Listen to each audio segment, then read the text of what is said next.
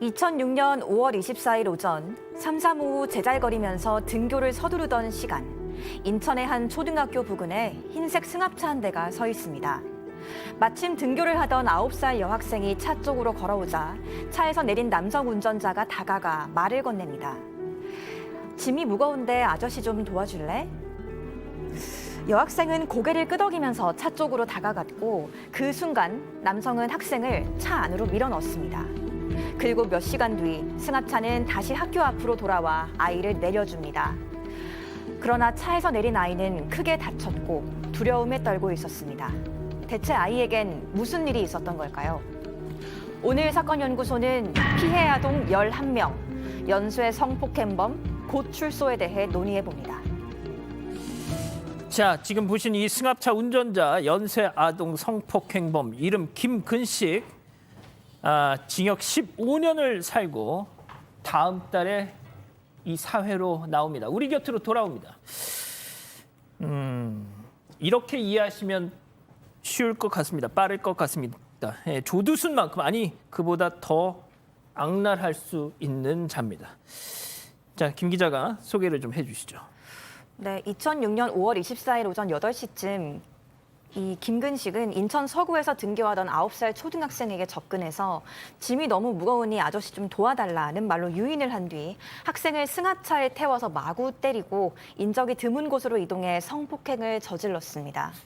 이어서 같은 해 6월 4일 오후 6시 반에도 인천 계양교회 한 초등학교 앞에서 하교를 하는 13살 여학생을 유인해 성폭행했고 며칠 뒤인 6월 8일 10살 초등생에게 또 비슷한 방식으로 범행을 했습니다. 이렇게 김근식은 당해 9월에 검거되기 전까지 인천과 경기 일대에서 총 11명의 미성년자를 대상으로 연쇄 성폭행을 저지릅니다. 피해 학생들은 한 명 17살을 제외하고는 모두 9살에서 13살 사이의 초등학생이었습니다.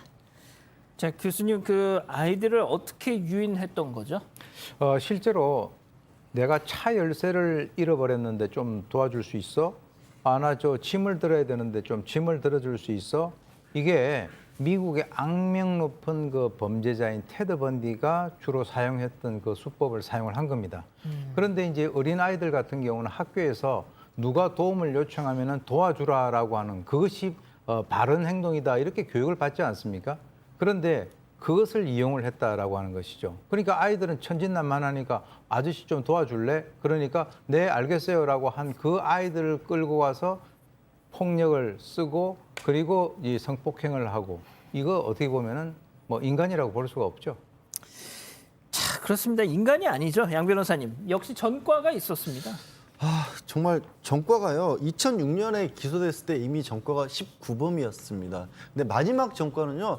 이것도 초등학생을 성폭행한 거였어요.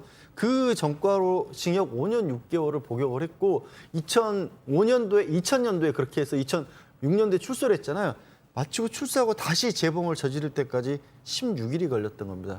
16일 만에 9살짜리 초등학생을 성폭행으로 나서 그 이후에 11차례의 범행을 계속해서 이어갔던 거예요. 자, 교수님한테는 제가 잠시 후에 여쭤볼게요. 박 변호사님. 네. 김근식 어떻게 지금 사진이 나가고 있네요. 네.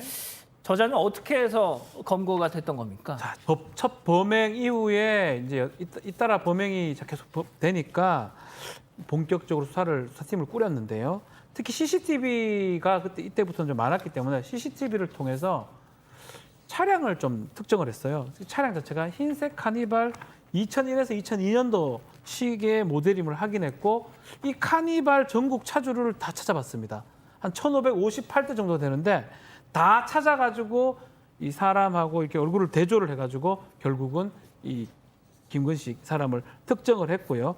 그 다음에 이제 가족들을 만나보니까 가족들은 김근식하고 이제 연락을 끊고 살고 있었다는데 그 와중에 김근식은 8월달에 밀항을 했던 적도 있어요. 도피 생활을 하다가 아니면 또 필리핀에 여권을 갖고 필리핀에 갔다가 친구한테 은신처를 좀 제공해달라 했는데 거절받고 다시 한국에 돌아왔던 적도 있고요. 그 와중에 이렇게 피의자 얼굴이 특정이 되니까 전국에 공개 수배가 되고 본인이 그런 사실을 아자 말자 더 이상 안 되겠다 싶어서 경찰에 자수 의사를 밝히면서 검거가 된 것입니다.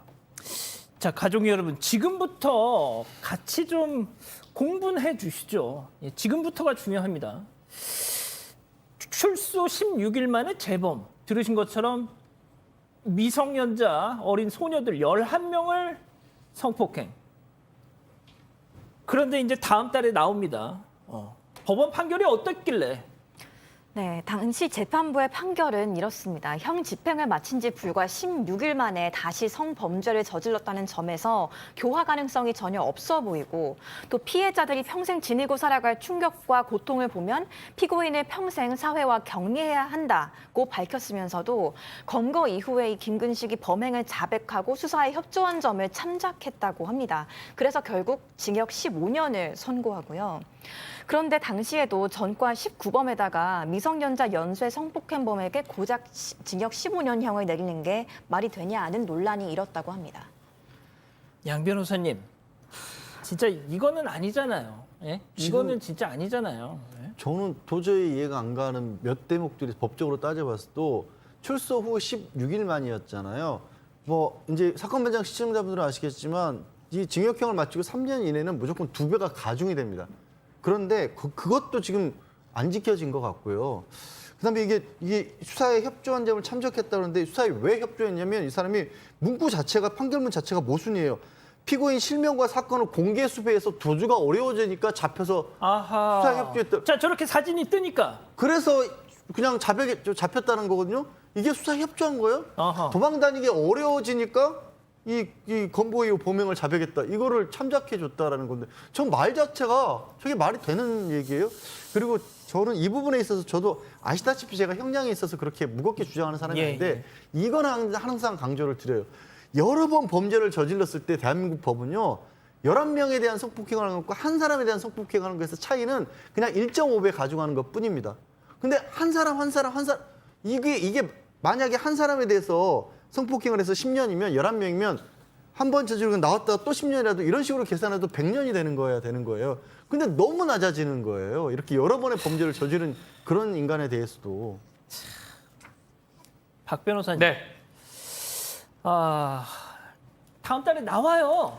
10월 달에 지금 출소가 되는데 출소 날짜라든지 뭐 정확한 내용은 개인정보라고 해서 공개를 할 수가 없습니다. 또 이 사건 이 조두순 이전의 사건이기 때문에 신상 정보가 공개되거나 등록을 할 수 없었던 그 이전 사건이기 때문에 그런 사건이고 다행스럽게 여성가족부에서 신상 정보 공개 요청을 했기 때문에 요거는 좀 받았습니다. 출소하면 동시에 신상 정보가 공개되기 때문에 알 수는 이제 있는 상황이 아닌가. 다만 10월 달에 지금 이제 우리 사회에 이 사람이 돌아다닐 것 같습니다.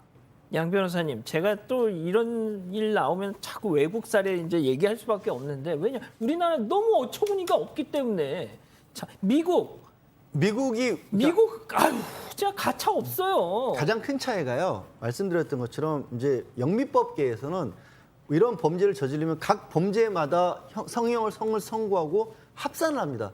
그래서 그 결과 2009년도 텍사스주 같은 경우는 10대에 대한 성폭행, 연쇄 성폭행에 대해서 4,060년 선고를 했고요. 콜로라도에서 3명에게 피해를 입힌 경우에 327년을 선고를 했습니다. 저는 이걸 100% 이쪽으로 가자는 건 아닌데 지금의 우리 법은 너무 물렁해요. 그러니까 법 자체가 이렇게 한 사람이 여러 번의 범죄를 저지를 수 있다는 거를 가정을 못한 거예요. 여러 번 하기도 그렇고 여러 명의 피해를 끼쳤을 때도 이 똑같이 1.5배 가져가는 그 원칙을 가지고 있으니까 무겁게 처벌이 안 되는 거예요. 자, 교수님이 좀 마지막으로 정리를 좀 해주시죠. 저는 진짜 이 김근식이 같은 자는 모르겠습니다. 이 조두순 사례를 보면서 김근식도 그냥 감옥에 있는 게 더 안전하겠다라는 생각도 할 수도 있을 것 같아요. 저는.